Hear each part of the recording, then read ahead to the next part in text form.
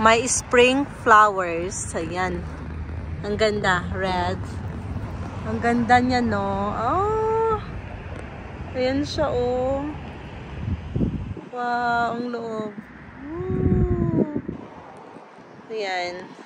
Malalaki siya na red. Tulips. Ayan siya. Ang ganda. Ayan ang purple. Cute. Ayan. Ang pink. Cute, no? Ha?